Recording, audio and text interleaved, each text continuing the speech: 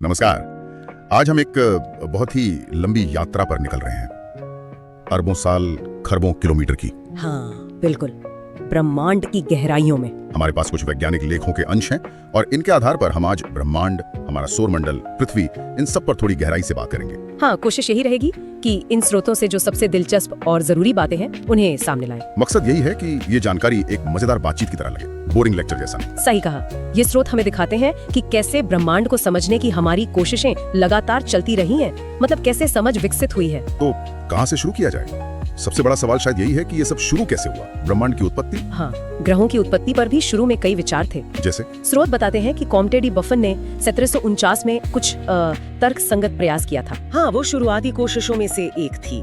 बाद में तो कई सिद्धांत आए, मतलब वैज्ञानिकों ने अलग अलग तरह से सोचा। जैसे कांट की गैसीय परिकल्पना थी, फिर लैप्लास की निहारिका वाली बात। निहारिका मतलब नेबुला? हाँ, कि पूरा सौरमंडल एक घूमते हुए गैस के बादल से बना। ये अद्वैतवादी विचार थे, मतलब एक ही चीज से शुरुआत। फिर द्वैतवादी भी आए, जैसे चैम्बरलिन मोल्टन या जीन्स जेफरी की परिकल्पनाएं। पर ये तो अब बस नाम ही है, क्योंकि सबसे ज्यादा स्वीकृत सिद्धांत तो बिग बैंग है ना, जॉर्ज लेमैत्रे का ये विचार। बिल्कुल, बिग बैंग। ये नाम थोड़ा क्या कहते हैं, भ्रांतक हो सकता है। लगता है कोई बड़ा धमाका हुआ। हाँ, मुझे भी यही लगता था, पर ये उससे कहीं ज्यादा जटिल है। क्यों? एकदम सही, जैसा लेमैत्रे ने कहा था और बाद में रॉबर्ट वैगनर जैसों ने 1967 के आसपास और समझाया। ये कोई धमाका नहीं था, ये स्पेस का मतलब खुद अंतरिक्ष का ही फैलाव था। अंतरिक्ष का फैलाव? हाँ, सोचिए, लगभग 13.7 या 13.8 अरब साल पहले सब कुछ, सारा पदार्थ, सारी ऊर्जा एक बहुत ही छोटे, बेहद गर्म और घने बिंदु में था। अकलपनी। बिल्कुल। और फिर वो फैलना शुरू हुआ और उसी पल से समय और स्थान की भी शुरुआत हुई। ये बस एक विस्फोट नहीं था, ये स्पेस का ही बनना और फैलना था। कमाल। और इसी महाविस्तार से फिर बनी आकाशगंगाएं। हाँ। अरबों खरबों आकाशगंगाएं। अनुमान है कि शायद 100 से 200 अरब आकाशगंगाएं हैं। 100 से 200 अरब। और हर एक में फिर तारे। हाँ। हर एक आकाशगंगा में औसतन सोचिए 100 अरब तारे हो सकते हैं। बाप रे। संख्याओं का पैमाना ही अलग है। हमारी अपनी आकाशगंगा या मिल्की वे। हाँ, हमारी मिल्की वे। और यहाँ भी देखिए हमारी समझ कैसे बदली है। कैसे? हम लंबे समय तक मानते थे कि ये एक सामान्य, मतलब रेगुलर स्पाइरल आकार की है, स्पाइरल। हाँ। लेकिन 2005 में स्पिट्जर स्पेस टेलीस्कोप का डेटा आया और उसने दिखाया कि नहीं, ये असल में एक दंड सर्पिल आकाशगंगा है, बार्ड स्पाइरल। दंड सर्पिल मतलब इसके केंद्र में तारों का एक सीधा डंडे जैसा, बार जैसा स्ट्रक्चर है, फिर भुजाएं निकलती हैं। ये नई तकनीक से ही पता चला। अच्छा, तो पुरानी धारणा बदल गई। वैसे आकाशगंगाएं और भी तरह की होती हैं। हाँ बिल्कुल, कुछ दीर्घवृत्ताकार होती हैं, मतलब अंडाकार जैसी, कुछ अनियमित जिनका कोई तय आकार नहीं। ठीक है, तो इन आकाशगंगाओं में ये जो अरबों तारे हैं, ये कैसे बनते हैं? आपने नेबुला का जिक्र किया था। हाँ, नेबुला ये एक धूल और गैस के बहुत बड़े बादल होते हैं, खासकर हाइड्रोजन और हीलियम गैस। तो बादल से तारा कैसे? गुरुत्वाकर्षण, ग्रेविटी, वो इन बादलों के हिस्सों को अपनी तरफ खींचता है, उन्हें सिकोड़ता है। अच्छा। जैसे जैसे गैस और धूल इकट्ठी होती है, केंद्र में दबाव और तापमान बढ़ता जाता है, बहुत ज्यादा। कितना ज्यादा? इतना कि वहाँ परमाणु संलयन, मतलब न्यूक्लियर फ्यूजन शुरू हो जाता है। हाइड्रोजन के परमाणु जुड़कर हीलियम बनाने लगते हैं और बस यहीं से एक तारे का जन्म होता है। अरे वाह, तो पहले प्रोटोस्टार बनता है, फिर वो मेन सीक्वेंस तारा बन जाता है। बिल्कुल, वो उसके जीवन का मुख्य सबसे लंबा दौर होता है। कुछ खास तारों या नेबुला के उदाहरण हैं जिनका जिक्र हो? हाँ, जैसे ओरायन नेबुला, ये रात के आसमान में दिखने वाली सबसे चमकीली नेबुलाओं में से है। इसे हम बिना दूरबीन के भी हल्की धुंध की तरह देख सकते हैं। वहाँ नए तारे बन रहे हैं। अच्छा, और सबसे नजदीकी तारा सूर्य के अलावा? वो है प्रोक्सिमा सेंटोरी, करीब 4.2 प्रकाश वर्ष दूर। प्रकाश वर्ष, ये दूरी नापने का तरीका है ना? हाँ, एक प्रकाश वर्ष मतलब वो दूरी जो रोशनी एक साल में तय करती है।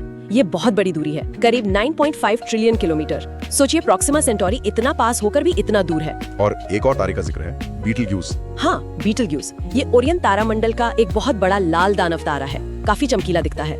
हबल टेलीस्कोप ने सूर्य के बाद इसी तारे की सतह की पहली सीधी तस्वीर ली थी। दिलचस्प। अच्छा, अब ये बताइए, ब्लैक होल क्या चीज है? बहुत सुना है इसके बारे में। ब्लैक होल ये असल में मरे हुए तारे हैं, मतलब बहुत बड़े तारे जब अपना सारा ईंधन जला चुके होते हैं तो वो अपने ही वजन, अपने गुरुत्वाकर्षण के कारण अंदर की तरफ ढह जाते हैं। ढह जाते हैं? हाँ, सिकुड़कर एक बहुत ही छोटी सी जगह में सिमट जाते हैं और उनका गुरुत्वाकर्षण इतना ज्यादा, इतना शक्तिशाली हो जाता है कि कुछ भी उससे बच नहीं सकता, यहाँ तक कि रोशनी भी नहीं। रोशनी भी नहीं, इसीलिए वो काले दिखते हैं। बिल्कुल, इसीलिए उन्हें ब्लैक होल कहते हैं। उनके चारों ओर एक बाउंड्री होती है जिसे इवेंट होराइजन कहते हैं। अगर कोई चीज उसे पार कर ले तो फिर वापस नहीं आ सकती। डरावना लगता है। और सुपरनोवा? सुपरनोवा एक तरह से तारे की मौत का शानदार अंत है। जब कोई बहुत विशाल तारा फटता है तो एक जबरदस्त धमाका होता है, बहुत ज्यादा रोशनी और ऊर्जा निकलती है। ये कुछ हफ्तों तक पूरी आकाशगंगा से भी ज्यादा चमक सकता है। वाह। अच्छा, आसमान में रात को जो तारों के पैटर्न दिखते हैं, तारामंडल। हाँ, तारामंडल या कॉन्स्टलेशंस। प्राचीन काल से लोगों ने तारों को जोड़कर कुछ आकृतियां बना ली, कहानियां गढ़ ली, जैसे सप्तऋषि, जिसे ग्रेट बेयर भी कहते हैं। ये हमें ध्रुव तारा ढूंढने में मदद करता है। कुल कितने ज्ञात हैं? अभी तक 88 तारामंडलों को आधिकारिक तौर पर मान्यता मिली है। ठीक है, एक सवाल और। अंतरिक्ष यात्री बताते हैं कि स्पेस से आकाश काला दिखता है। तारे तो वहाँ भी हैं, फिर काला क्यों? अच्छा सवाल है। इसका जवाब है वायुमंडल। वायुमंडल? हाँ, पृथ्वी पर जो हमें नीला आसमान दिखता है वो इसलिए क्योंकि हमारी हवा में जो कण हैं वो सूरज की रोशनी को बिखेर देते हैं, स्कैटरिंग जिसे कहते हैं, और नीला रंग सबसे ज्यादा बिखरता है। अच्छा। अंतरिक्ष में तो कोई हवा, कोई वायुमंडल है ही नहीं, तो रोशनी बिखरती नहीं, सीधी आंखों तक आती है। इसलिए तारों के बीच की जगह एकदम काली दिखती है और तारे टिमटिमाते भी नहीं दिखते वहाँ से। हाँ, ये भी सुना है, यहाँ से तो टिमटिमाते हैं। वो भी वायुमंडल की वजह से ही। हवा की अलग अलग परतें हिलती रहती हैं, तो तारे से आने वाली रोशनी थोड़ी इधर उधर होती है और हमें लगता है वो टिमटिमा रहे हैं। समझ गया। कुछ और शब्द भी हैं जैसे सिंगुलैरिटी, स्ट्रिंग थ्योरी, ये सब क्या है? हाँ, ये सब ब्रह्मांड को और गहराई से समझने की कोशिशें हैं। सिंगुलैरिटी ब्लैक होल के केंद्र या बिग बैंग की शुरुआती अवस्था से जुड़ी है। स्ट्रिंग थ्योरी एक सैद्धांतिक ढांचा है जो कणों को बिंदु की जगह एक आयामी स्ट्रिंग मानता है। स्टैंडर्ड मॉडल कण भौतिकी का सफल मॉडल है। ये सब बहुत जटिल विषय हैं। बिल्कुल। चलिए अब जरा इस विशाल ब्रह्मांड से निकलकर अपने घर की ओर आते हैं, हमारा सौरमंडल। हाँ, हमारा अपना कॉस्मिक पड़ोस, सूर्य और उसके चारों ओर घूमने वाले सभी पिंडों का परिवार। ये कब बना था लगभग? माना जाता है कि ये करीब 4.6 अरब साल पहले बना। उसी नेबुला से जिससे सूर्य बना, उसी के बचे हुए मलबे से ग्रह और बाकी चीजें बनी। तो इसमें क्या क्या है? 8 ग्रह तो हैं ही। हाँ, 8 ग्रह, बुध, शुक्र, पृथ्वी, मंगल, बृहस्पति, शनि, यूरेनस, नेपच्यून। फिर बौने ग्रह हैं जैसे प्लूटो। हाँ, प्लूटो बेचारा 2006 में ग्रह की लिस्ट से बाहर हो गया। हाँ, उसे बौना ग्रह का दर्जा दिया गया। इसके अलावा ग्रहों के चंद्रमा है, उपग्रह जिन्हें कहते हैं। फिर क्षुद्र ग्रह है, उल्का पिंड, धूमकेतु, बहुत कुछ है। ग्रहों को 2 ग्रुप्स में बांटा गया है ना? बिल्कुल। पहले 4 बुध, शुक्र, पृथ्वी, मंगल, ये स्थलीय या टेरेस्ट्रियल ग्रह हैं, चट्टानी, ठोस सतह वाले। और बाकी 4? बृहस्पति, शनि, यूरेनस, नेपच्यून, ये जोवियन या गैस जाइंट्स कहलाते हैं। बहुत बड़े और ज्यादातर गैसों से बने हैं, खासकर हाइड्रोजन और हीलियम। इनकी कोई ठोस सतह नहीं होती। और ये चमकते कैसे? ये खुद नहीं चमकते, ये बस सूर्य की रोशनी को रिफ्लेक्ट करते हैं, परावर्तित करते हैं। सूर्य से दूरी का क्रम तो याद है, बुध, शुक्र, पृथ्वी, मंगल, फिर Brihaspati, Shani, Uranus, Neptune. My very educated mother just showed us Neptune. हाँ, ये तरीका अच्छा है याद रखने का।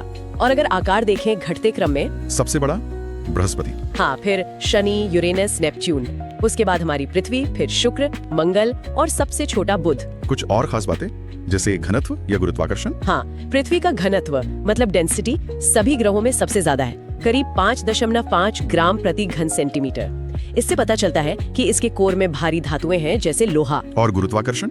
वो बृहस्पति का सबसे ज्यादा है, उसका खिंचाव बहुत मजबूत है। और जोवियन ग्रहों पर हाइड्रोजन, हीलियम, मीथेन जैसी गैसें बहुत ज्यादा मात्रा में है। अच्छा, एक शब्द आता है गोल्डीलॉक्स जोन, ये क्या है? गोल्डीलॉक्स जोन, हाँ, ये किसी तारे के आसपास का वो सही क्षेत्र होता है जहाँ तापमान ऐसा हो कि ग्रह की सतह पर पानी तरल अवस्था में रह सके, न बहुत गर्म न बहुत ठंडा। जैसे गोल्डीलॉक्स की कहानी में दलिया था। बिल्कुल बिल्कुल सही, न ज्यादा गर्म न ज्यादा ठंडा। पानी जीवन के लिए जरूरी माना जाता है, इसलिए ये जोन खास है। और हमारे सौरमंडल में? फिलहाल हमारी जानकारी के हिसाब से सिर्फ पृथ्वी ही इस गोल्डीलॉक्स जोन में आती है, इसीलिए यहाँ जीवन संभव हुआ। दिलचस्प। अच्छा, ये कैसे पता चला कि ग्रह सूर्य के चक्कर लगाते हैं? पहले तो लोग सोचते थे सब कुछ पृथ्वी के चक्कर लगाता है। हाँ, वो जियोसेंट्रिक मॉडल था। फिर आए निकोलस कोपरनिकस 1514। उन्होंने कहा कि नहीं, सूर्य केंद्र में है, हीलियोसेंट्रिक मॉडल। ये तो क्रांति थी। हाँ, पर एक और कमाल की बात स्रोतों में है। कोपरनिकस से सदियों पहले 6ठी शताब्दी में भारत में किसने? महान खगोल शास्त्री और गणितज्ञ वराहमिहिर ने। उन्होंने अपनी रचनाओं में लिखा था कि चंद्रमा पृथ्वी के चारों ओर घूमता है और पृथ्वी सूर्य के चारों ओर। अरे वाह, ये तो कोपरनिकस से बहुत पहले की बात है। हाँ, ये दिखाता है कि ज्ञान अलग अलग जगहों पर कैसे विकसित हो रहा था। फिर बाद में केपलर ने ग्रहों की गति के नियम दिए कि वो गोल नहीं, अंडाकार कक्षाओं में घूमते हैं। और गैलीलियो ने दूरबीन बनाई और उससे बृहस्पति के चांद देखे। इससे कोपरनिकस के मॉडल को और बल मिला। और फिर न्यूटन आए जिन्होंने गुरुत्वाकर्षण का नियम दिया और समझाया कि ये सब टिके कैसे रहते हैं। कमाल की कहानी है पूरी। चलिए अब सौरमंडल के राजा की बात करते हैं, सूर्य की। हाँ, हमारा सूर्य ऊर्जा का स्रोत जो चमकती हुई सतह में दिखती है, वो फोटोस्फीयर यानी प्रकाश मंडल है। और ये कितना बड़ा है पृथ्वी से तुलना करें तो? बहुत बड़ा। इसका व्यास पृथ्वी से 109 गुना ज्यादा है। अगर आयतन देखें तो इसमें 13 लाख पृथ्वियां समा सकती हैं। 13 लाख? हाँ, और तापमान केंद्र में केंद्र यानी कोर का तापमान तो सोच से भी परे है, करीब 1.5 करोड़ डिग्री सेल्सियस। 1.5 करोड़? हाँ, वहाँ पदार्थ प्लाज्मा अवस्था में होता है और सतह का तापमान भी लगभग 5500 डिग्री सेल्सियस है। इतनी गर्मी और रोशनी ये आती कहाँ से है? क्या चल रहा है वहाँ? जलना नहीं, ये परमाणु संलयन है, न्यूक्लियर फ्यूजन। अच्छा, फ्यूजन। सूर्य के कोर में इतना ज्यादा दबाव और तापमान है कि हाइड्रोजन के परमाणु आपस में जुड़कर हीलियम बनाते हैं और इस प्रक्रिया में बहुत ज्यादा ऊर्जा निकलती है। वही ऊर्जा गर्मी और रोशनी के रूप में बाहर आती है। समझ गया। सूर्य ग्रहण की बात हुई थी, वो कैसे होता है? सूर्य ग्रहण तब होता है जब चंद्रमा घूमते घूमते सूर्य और पृथ्वी के ठीक बीच में आ जाता है, तो चंद्रमा की छाया पृथ्वी पर पड़ती है और हमें सूर्य ढका हुआ दिखता है।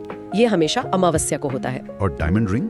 वो पूर्ण सूर्य ग्रहण के ठीक पहले या बाद में दिखता है, जब चांद सूरज को लगभग पूरा ढक लेता है। बस किनारे से जरा सी रोशनी दिखती है, जैसे हीरे की अंगूठी। बहुत खूबसूरत नजारा होता है। और पृथ्वी और सूर्य के बीच की दूरी, इसे कुछ कहते हैं? हाँ, इसे खगोलीय इकाई या एस्ट्रोनॉमिकल यूनिट AU कहते हैं। ये औसत दूरी है करीब 149.6 मिलियन किलोमीटर, मतलब लगभग 15 करोड़ किलोमीटर। औसत क्यों? बदलती रहती है क्या? हाँ, क्योंकि पृथ्वी की कक्षा एकदम गोल नहीं, थोड़ी अंडाकार है, तो साल में एक बार पृथ्वी सूर्य के सबसे करीब होती है।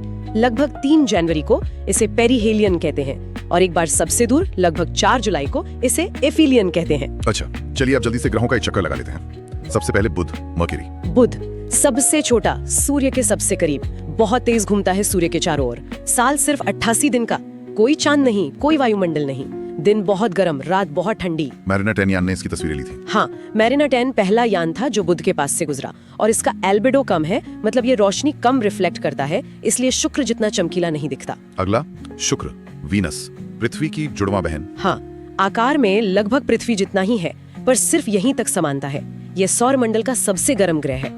औसत तापमान 460 डिग्री सेल्सियस से भी ज्यादा। बाप रे, क्यों? इसका वायुमंडल बहुत घना है और उसमें 96% से ज्यादा कार्बन डाइऑक्साइड है। ये गर्मी को अंदर फंसा लेता है, जैसे ग्रीन हाउस में होता है। इसे run away green house effect कहते हैं, एकदम प्रेशर कुकर जैसा माहौल। और इसे सुबह का तारा, शाम का तारा भी कहते हैं। हाँ, क्योंकि ये पृथ्वी से ज्यादातर सूरज उगने से पहले या शाम को सूरज ढलने के बाद दिखता है। बहुत चमकीला होता है। और एक और अजीब बात, ये उल्टा घूमता है, मतलब पूर्व से पश्चिम, यूरेनस की तरह। इसका भी कोई चांद नहीं है? नहीं, बुध और शुक्र के कोई चंद्रमा नहीं है। फिर आती हमारी अपनी पृथ्वी, हमारा घर, नीला ग्रह। हाँ, पानी की वजह से नीला दिखता है अंतरिक्ष से।